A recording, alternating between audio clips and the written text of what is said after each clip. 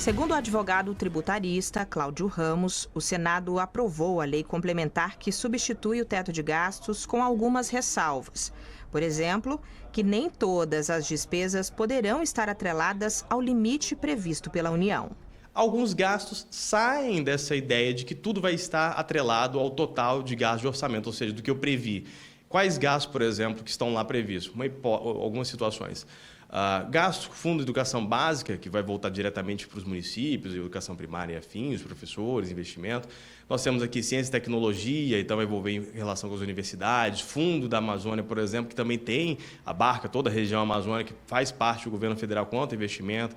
Fundo de transferência para os municípios, para os estados, ou seja, tem uma série de pontos que não estão abarcados de limite dentro dos gastos, que vão estar lá separados naturalmente. Segundo o advogado tributarista, a nova regra do teto de gastos não é um cheque em branco para a União. Pelo contrário, ele destaca que há um limite de crescimento de gastos anuais da União, que varia entre 6% e 2,5% do produto interno bruto.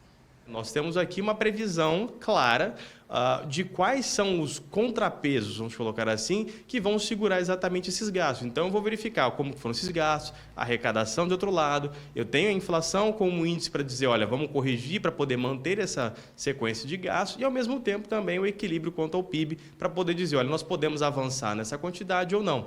O Senado aprovou por 57 votos a 17 o texto da nova regra fiscal. O senador Confúcio Moura votou favorável à proposta.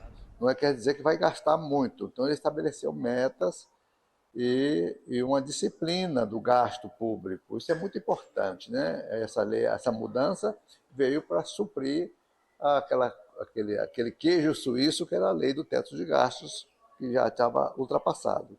Eu votei favorável. A proposta retorna para apreciação na Câmara dos Deputados nos próximos dias. Aprovou agora no Senado, houve alteração quanto ao texto da Câmara, então, novamente, precisa voltar para a Câmara e a Câmara precisa analisar esse projeto. Ela analisa o projeto e de duas uma nós teremos. Se ela disser que sim, tudo bem, o projeto segue então para sanção, não teria nenhum problema, porque ela concordou com o que o Senado alterou. Se ela diz, olha, precisamos alterar, ainda que seja algum dispositivo, precisa retornar de novo para o Senado, porque o Senado precisa concordar e ele pode também gerar alteração.